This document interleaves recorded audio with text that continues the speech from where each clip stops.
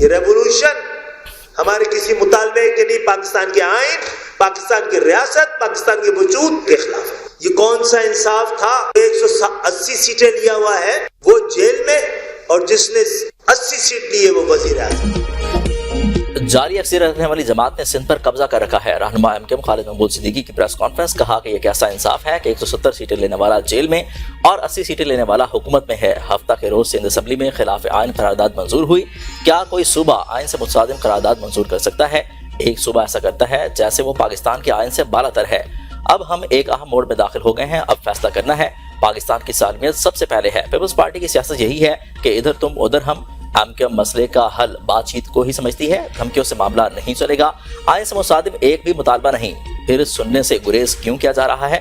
کراچی سندھ کی 67% آبادی رکھتا ہے، کیا اقتدار میں بھی اتنا ہی حصہ ہے؟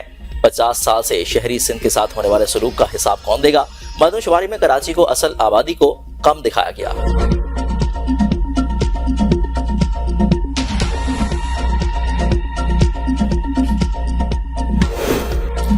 وفاقی حکومت وضاحت کرے، 2 وفاقی وزیر سندھ حکومت کے خلاف سازش میں کیوں مصروف ہیں؟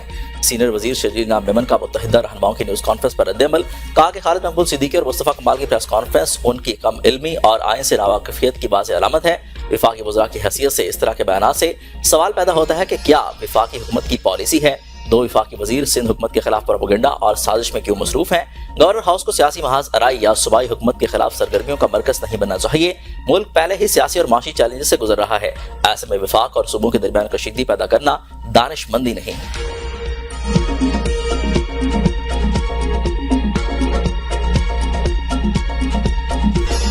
خود کش حملوں کا بھرپور جواب، پاکستان کی افغانستان میں کارروائی، دہشت گردوں کے ٹھکانوں پر فضائی حملے، 60 ٹھکانے تباہ، بڑے پیمانے پر ہلاکتوں کی اطلاعات۔ افغان میڈیا کے مطابق حملوں کے دوران دہشت گردوں کو اپنے ٹھکانوں سے نکلنے کا موقع ہی نہ مل سکا۔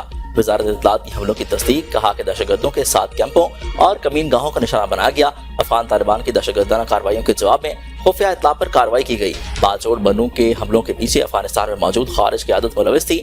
دوحہ معاہدے پر عمل درآمد کرنا ناگزیر ہے، عالمی برادری کردار ادا کرے۔ پاکستان نے ہمیشہ خطے میں امن و استحکام برقرار رکھنے کی کوشش کی ہے، اپنے شہریوں کی حفاظت اور سلامتی اولین ترجیح ہے۔ ماہ رمضان میں دہشت گردی ناقابل برداشت ہے۔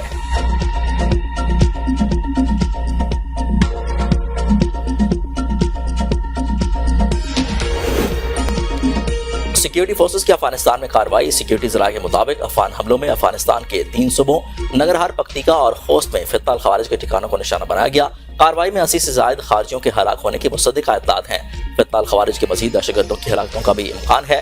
تباہ ہونے والے ٹھکانوں میں ننگرہار کے نیا مرکز نمبر 1 اور نیا مرکز نمبر 2 شامل ہیں۔ ننگرہار میں خارجی اسلام مرکز اور خارجی ابراہیم مرکز بھی تباہ۔ افغانستان کے صوبے پکتیکا میں خارجی ملا رہبر مرکز میں حملے میں تباہ کر دیا گیا۔ خوست میں خارجی مولوی عباس مرکز کو بھی ملیا میٹ کر دیا گیا۔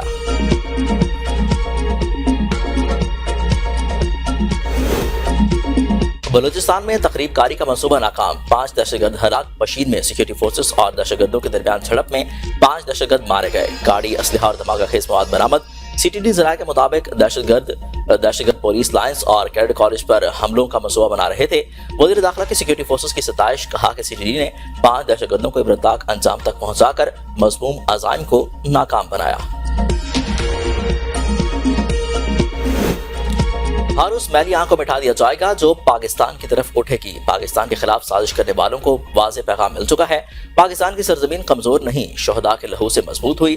وفاقی وزیر طارق فضل چودھری کا کہنا ہے کہ پاک فضائیہ نے افغانستان میں فتنہ الخوارج کے ٹھکانوں پر مؤثر کارروائی کی، یہ ان معصوم جانوں کا بدلہ ہے جو دہشت گردی کی آنکھ میں جھونک دی گئیں۔ کوئی پاکستان کو کمزور سمجھنے کی غلطی نہ کرے، کوئی بچ نہیں پائے گا۔ امن کے خواہاں ہیں مگر اپنی سرزمین، عوام اور وقار پر سمجھوتا نہیں کرتے۔ دانیال چودھری نے کہا، افغان طالبان فتنہ الخوارج کے ساتھ مل کر دہشت گردی کر رہے تھے، ہم نے ہمیشہ سے بات چیت سے معاملات حل کرنے کی کوشش کی۔ افغانستان میں مختلف دہشت گرد تنظیموں کو سپورٹ کیا جا رہا ہے، چاہتے ہیں افغانستان خود دہشت گردی کے خلاف کارروائی کرے۔ سوشل میڈیا پر جھوٹ پر مبنی پروپیگنڈا کیا جا رہا ہے، ہم اپنے بارڈرز اور عوام کی حفاظت کرنا جانتے ہیں۔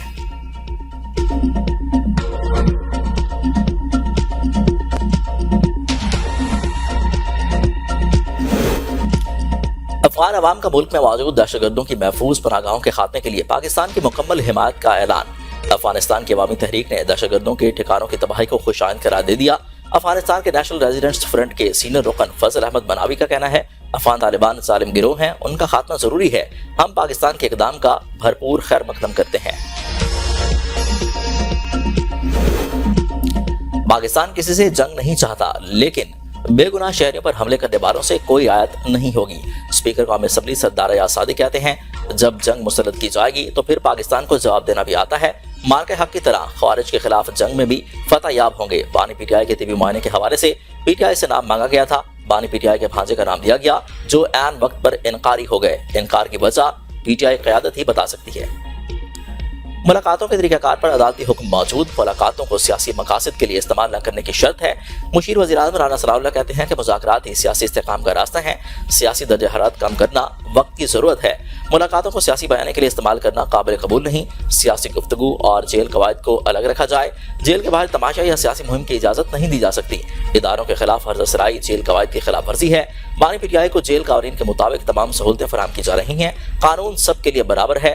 جیل رولز پر عمل درآمد ضروری ہے۔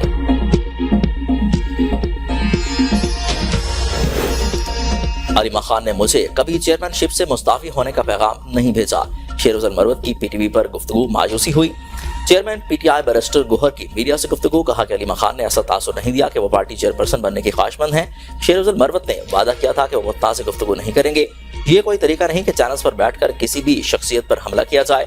3 مارچ 2024 کو پارٹی انتخابات ہوئے، 10 اپریل کو الیکشن کمیشن کو دستاویزات دیے۔ اپریل 2024 میں تو ہم سرٹیفکیٹ کے منتظر تھے۔ اس کی گفتگو کا جواز نہیں بنتا۔ سب سے درخواست ہے مزید متنازع گفتگو سے اجتناب کیا جائے۔ تمام سہولیات ملنے کے باوجود بانی پی ٹی آئی چیخیں مار رہے ہیں۔ ہم نے بھی جیلیں کاٹی ہیں، کبھی شور نہیں مچایا۔ وفاقی وزیر احسن اقبال کہتے ہیں بانی پی ٹی آئی اپنے کیے کی سزا کاٹ رہے ہیں۔ ہم پر جھوٹے مقدمے بنا کر جیلوں میں ڈالا گیا تھا۔ بانی کہتے تھے علاج کی سہولت نہیں، انہیں بہترین علاج مل رہا ہے۔ ان کے اپنے لوگ کہتے ہیں ہم مطمئن ہیں۔ تحریک انصاف نے اپنے 4 سالہ دور میں عوام کو گالی گلوچ سکھانے، چور ڈاکو کہنے کے علاوہ کچھ نہیں کیا۔ پاکستان کا مجموعی بیرونی قرض اور واجبات 138 ارب ڈالر تک پہنچ گئے۔ وزارت خزانہ کے اعلامیہ کے مطابق پاکستان بیرونی قرضوں پر 4% سود ادا کر رہا ہے۔ 8% کا دعویٰ گمراہ کن ہے۔ گزشتہ مالی سال کے دوران 3 ارب 59 کروڑ ڈالر سود کی مد میں ادا کیے گئے۔ سود کی ادائیگیوں میں 80% سے زائد اضافے کی تصدیق۔ عالمی شرح سود میں اضافے سے بیرونی ادائیگیوں پر دباؤ بڑھا۔ IMF کو 1 ارب 50 کروڑ ڈالر ادا کیے۔ مالی سال 2025 میں سود ادائیگی بڑھ کر 3 ارب 59 کروڑ ڈالر ہو گئی۔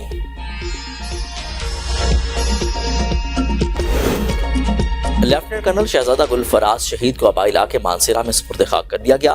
نماز جنازہ میں کور کمانڈر پشاور سمیت فوج کے اعلیٰ افسران کی شرکت۔